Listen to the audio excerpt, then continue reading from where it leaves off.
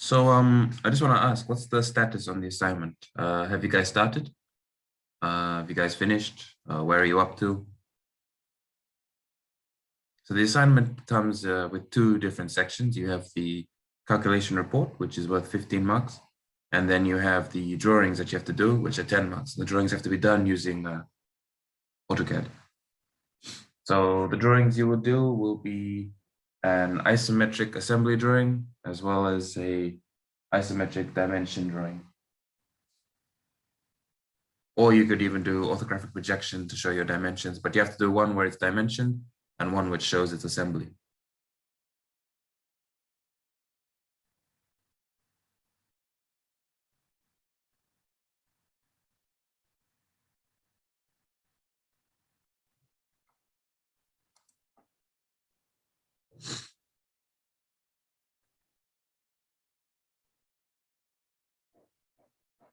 So the dimensions will come from your calculation report. That's the purpose of doing the calculation report. The whole report or the whole assignment is about sizing your coupling, using calculations to come up with the dimensions that you need.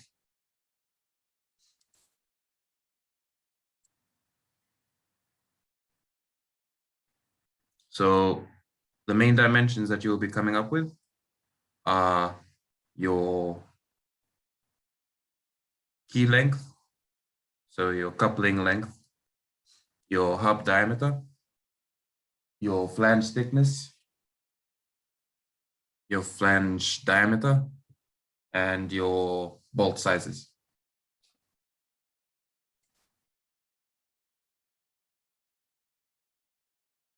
Okay, so I've got a request here to explain the bolt calculation process. That's fine. I'll focus on that one. Are there any other areas that people have issues with?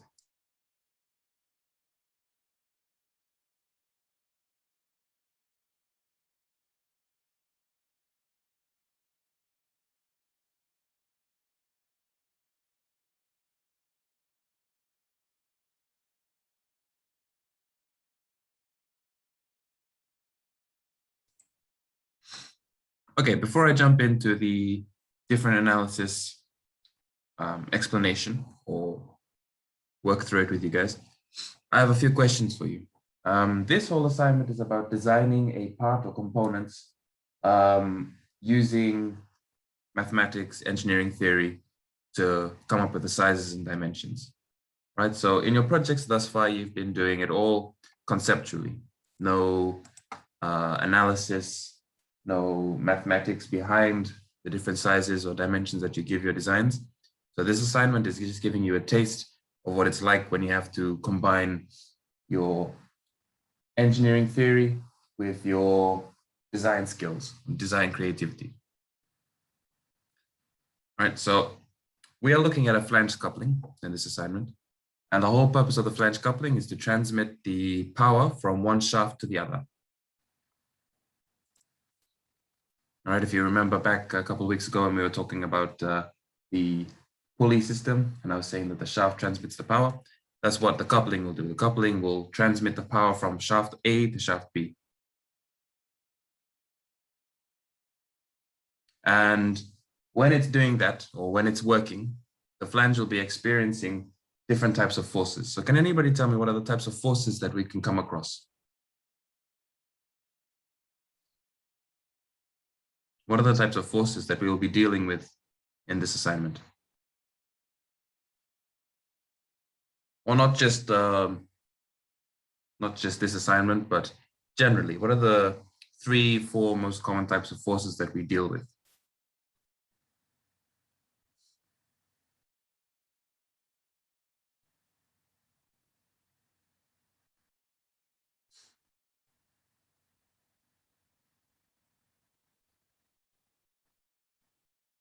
A vast majority of you guys are taking civil, all right? And so for civil and mechanical, this assignment and the theory behind this assignment, and the concepts taught or the concepts you're supposed to learn when you do this assignment are the foundation, the building blocks for the next 4 years of your studies.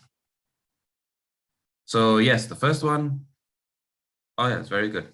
You have tensile force, compressive force, and shear force.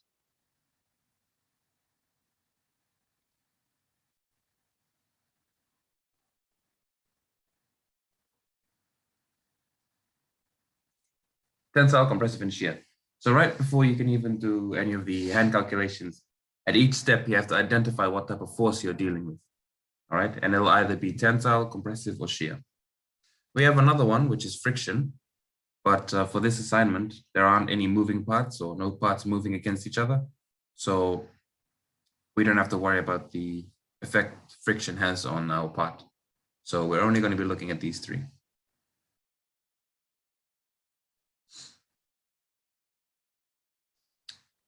So what does a tensile or compressive force look like? Let's say we have a part like this, a cylinder.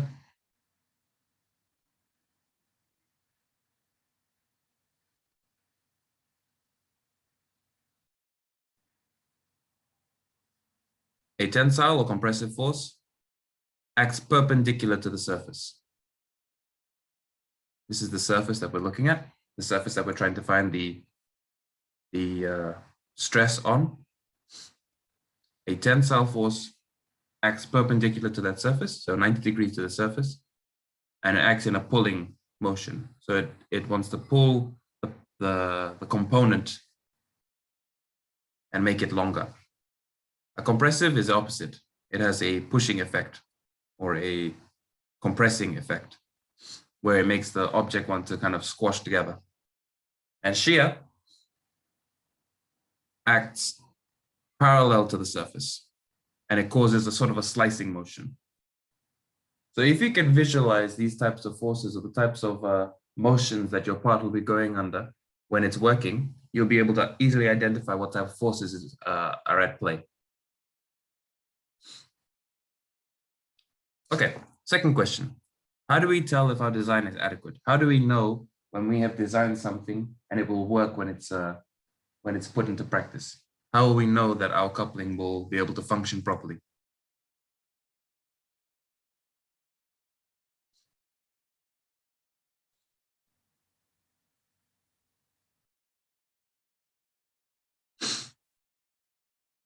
Generally, as an engineer or design engineer, you have two things that you have to satisfy. First one, and the most important, is safety. Safety for the customer, for the consumer, public. Safety is always paramount. And the second most important thing is cost. Safety is generally for the public. Cost is generally for your stakeholders or investors, or even for yourself if you're the one who's footing the bill to design or develop this product. You always want to try and be cost effective while at the same time not compromising safety. Now, how do you know where the sweet spot between the two is? And that's where the term factor of safety comes in. The factor of safety is a relationship between the maximum stress that the material can take versus the maximum stress that it will experience when it's working, its working limit. Now let's look at this graph over here. The stress strain graph, or the stress strain curve. I believe you're all familiar with this. You've covered this in your lectures. And for mechanical and civil students, this is your base.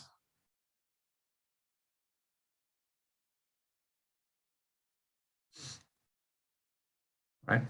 These are one of your fundamentals. So the stress strain curve is broken into two sections. We have an elastic region and the plastic region.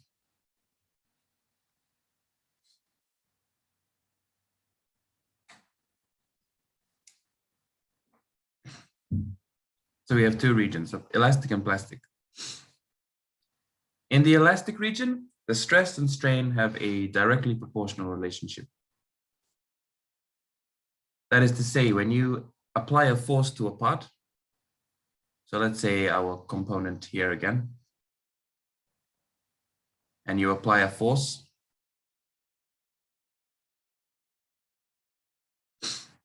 as you increase that force, the stress will increase in the part and the strain will increase in that part. Strain meaning it'll change its shape. It'll start to either expand or stretch. The unique thing about the elastic region is as soon as you take away that force, your part will go back to its original shape.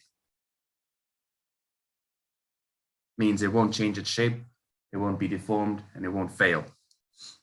Now, this relationship is true up until a certain point, and that point is called the yield stress. Yield stress is widely renowned as the material strength. So we have different yield stresses. We have yield stress for tension, compression, and shear. And these are material properties, and these are determined through lab experiments, you know, and they're almost like gravity now. They've been clearly defined through experimentation. And these are all available in data sheets. So if you have to find the yield strength in shear for aluminium, you'll be able to go online and search and get the data sheet for that.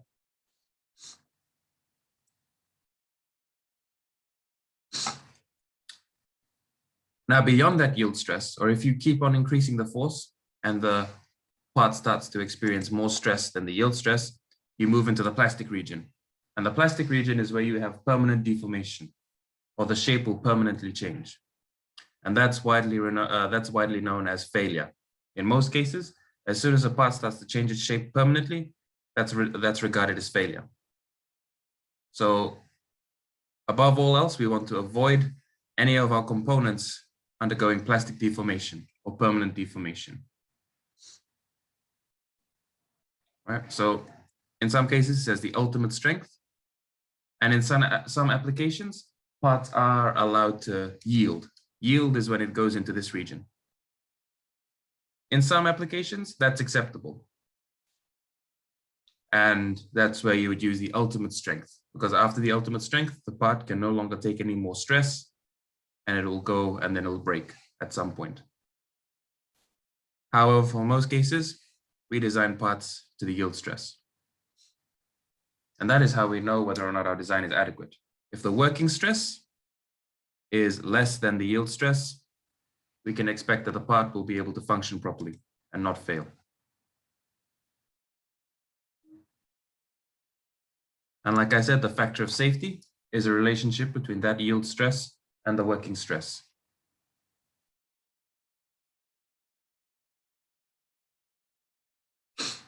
So a factor of safety of 1 would mean that the yield stress is equal to the working stress.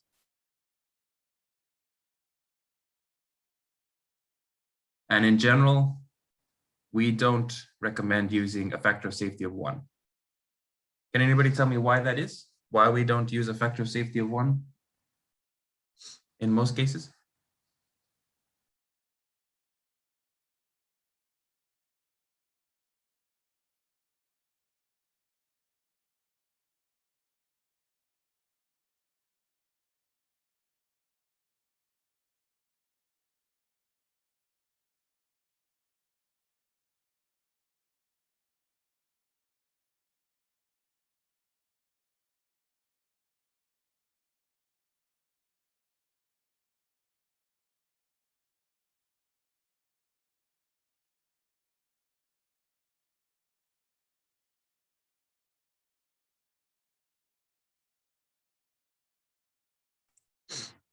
So the reason we don't use a factor of safety of 1 is because there is no room for error.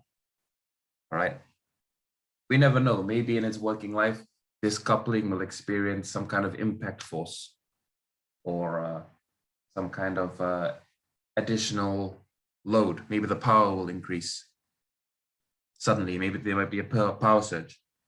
If we had a factor of safety of 1, as soon as that additional force is added, the part will fail. Right? There's no room for error.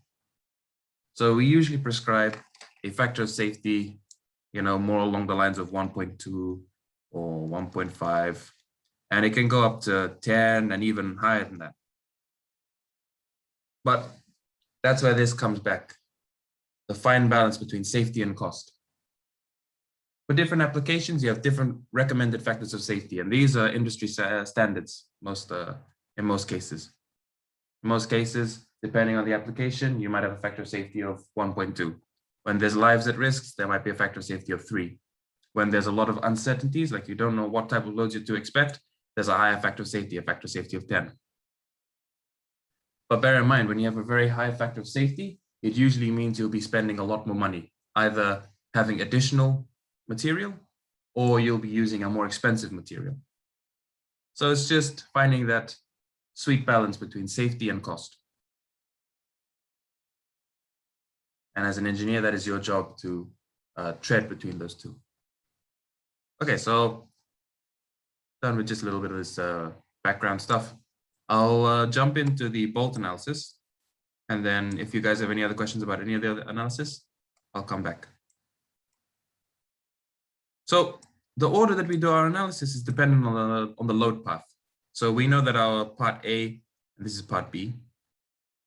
Part A is rotating with some kind of torque, and it has some kind of power, 75 kilowatts.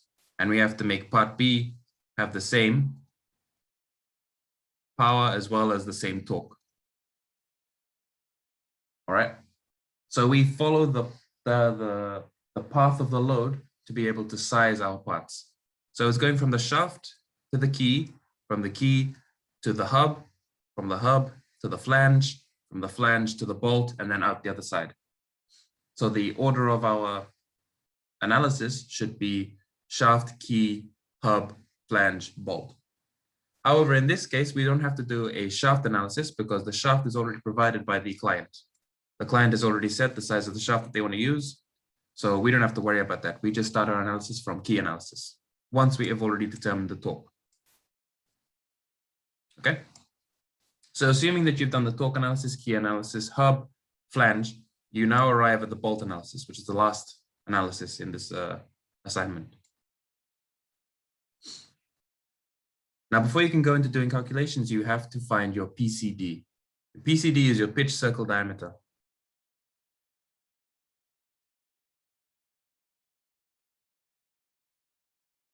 Your pitch circle diameter.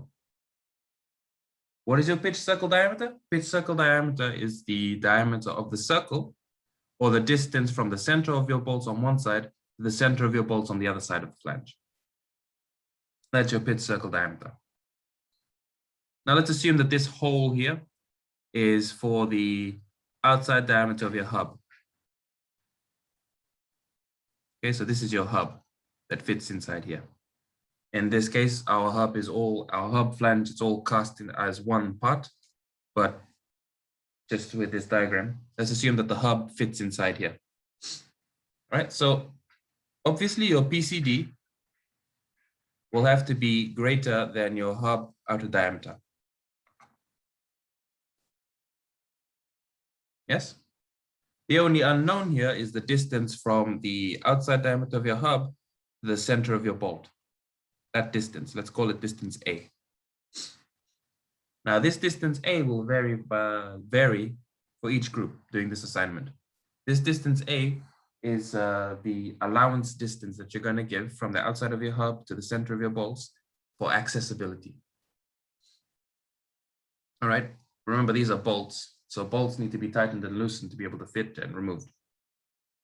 So you have to give some kind of distance in order for the person to be able to access it with a wrench or a spanner, or even by hand in some cases. So this distance A, this distance A is completely up to you guys.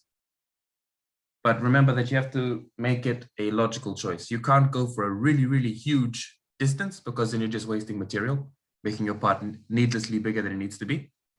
But you can't make it too small that the person can't actually access the bolt or tighten the bolt effectively. Does that make sense?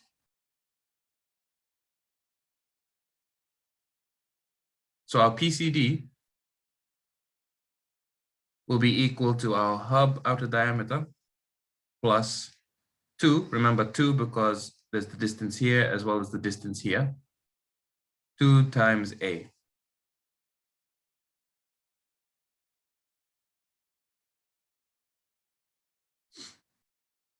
Now you can do a little bit of research into the appropriate distance that you should leave, but generally a distance like 30 millimeters or 50 millimeters, around that kind of space is okay, right?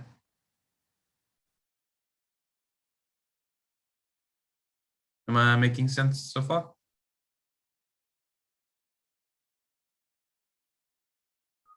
Yes, sir. Okay, good. So once you have your PCD, you can start going about your actual calculations. So at each step, your key, your hub, your flange, and your bolt, you have to first determine the force that you will be experiencing. Now, in this case, what type of force will we be dealing with? Will it be tensile, compressive, or shear?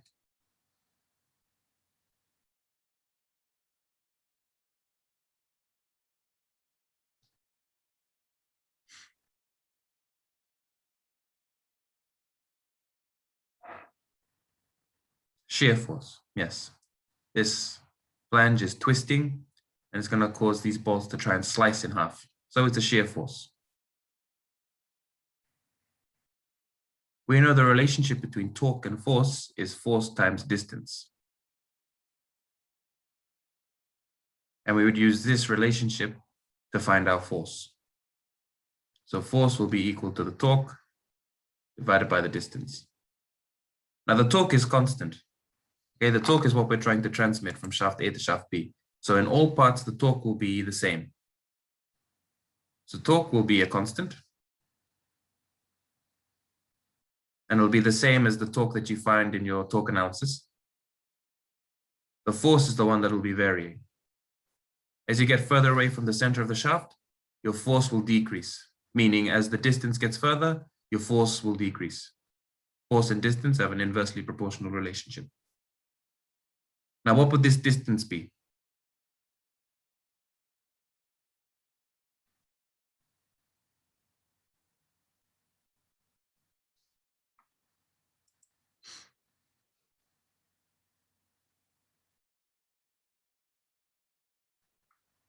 This distance is from the center of your shaft to the center of your bolts, which is your PCD divided by 2.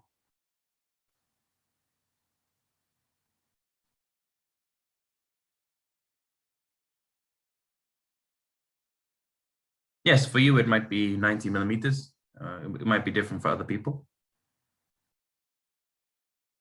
depending on your assumptions and your hub outside diameter. For each one of you, your hub outside diameter might be different, depending on the assumptions that you make in your hub analysis. But I'm not talking about the hub analysis right now, I'm talking about the bolt one. Right, so once you've done this, you solve for your force, your shear force. Now, what's the relationship between stress and force? Remember, we're looking at shear force, so we'll be looking at shear stress is equal to shear force divided by the area, divided by the total area. So in the case of bolts, we know that each bolt has a circular cross-section. So the area of a circle is pi r squared, or pi d squared over 4. But we also have to multiply the area of each bolt by the number of bolts.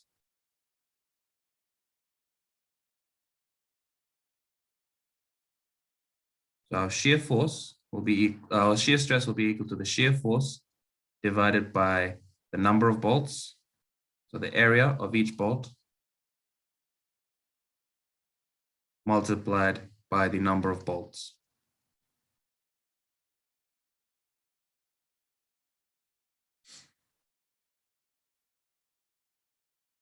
Okay, so the shear force, the shear stress, we've already found our shear force. We don't know our diameter or our number of bolts. I'll talk about that in a minute. Shear stress, though, we can get that from our information given in our data sheet. So you'll see over here, it gives you the class of the bolt that you have to use in your analysis. And it'll give you the ultimate tensile strength. So that is this value. And like I said, we're not interested in this value. We're interested in this value, the yield strength. So we will look at our yield strength, which is 214 megapascals, but this is our tensile yield strength. And because we're looking at shear force, we'll be looking at our shear yield strength. That information isn't given here. But if you go down and you look at the bolt information, if you read the fine print below, it says the allowable shear strength of the steel fastener is about 0.66 times that of the yield strength, the tensile yield strength. So using that relationship, we can calculate our shear strength of the bolts. So our shear strength will be equal to 0.66 times the tensile strength, which is 0.66 times 240 megapascals, which is 158.4 megapascals.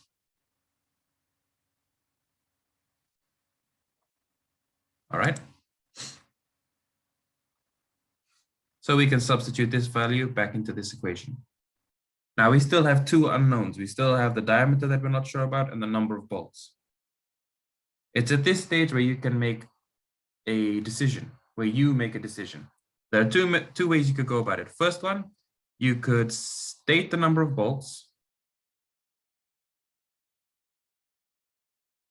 and then solve for the diameter. Or you could state the diameter and solve for number of bolts. All right, you have two options at this point.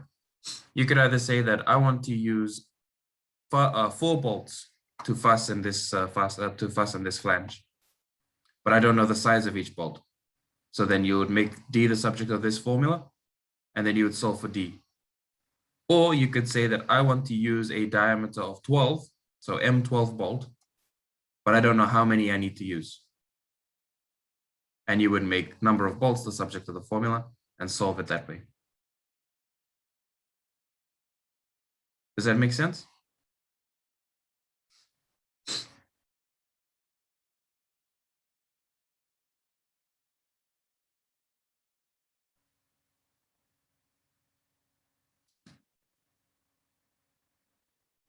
Does that make sense? Okay, great. So let's say that I want to use 4 bolts, right? And I solve for my diameter and I find that my diameter comes out to be 5.5 millimeters. Let's just say an example. Oh, sorry, my diameter comes out to be 11 millimeters. Now, using this diameter that I've gotten from my analysis, I would go back to my data table and see if there is an M11 or 11 diameter bolt. Now there isn't. There's either option of M10 or M12. So which one do you think would be the logical choice?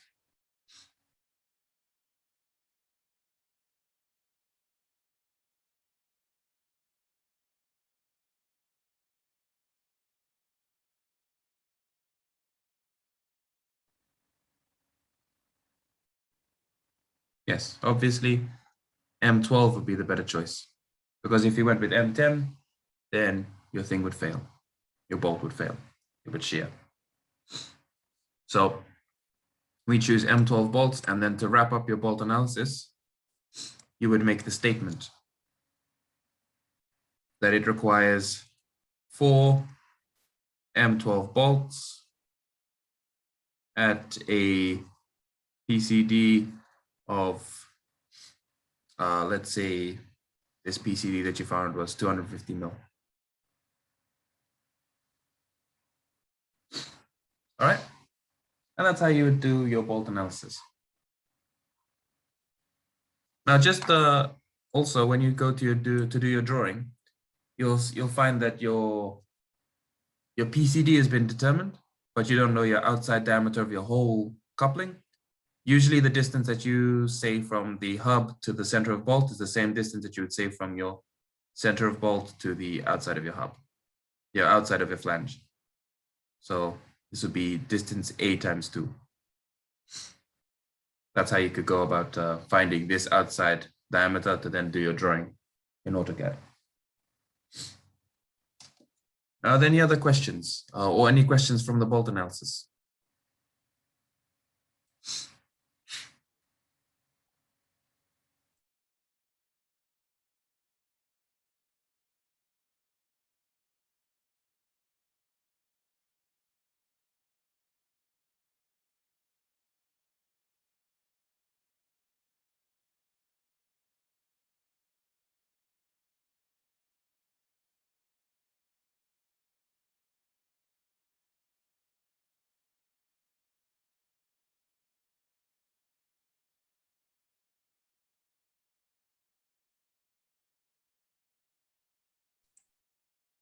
Is there any other analysis you'd like me to look at or explain?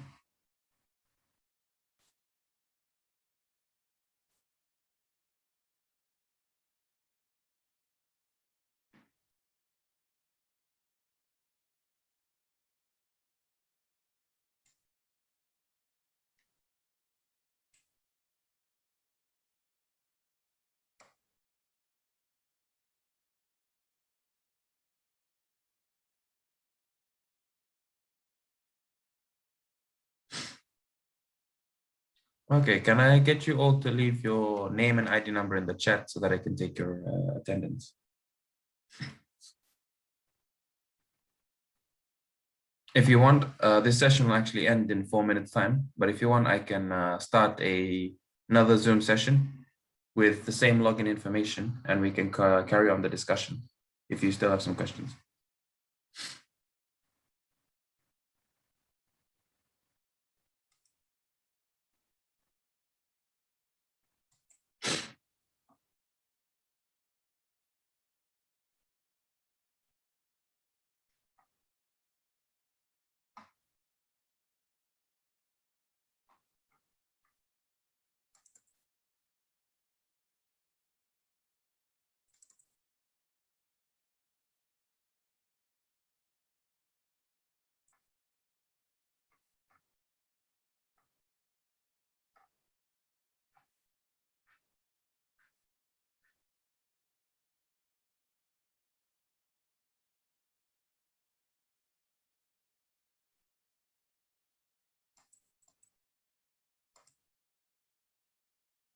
Are there any questions?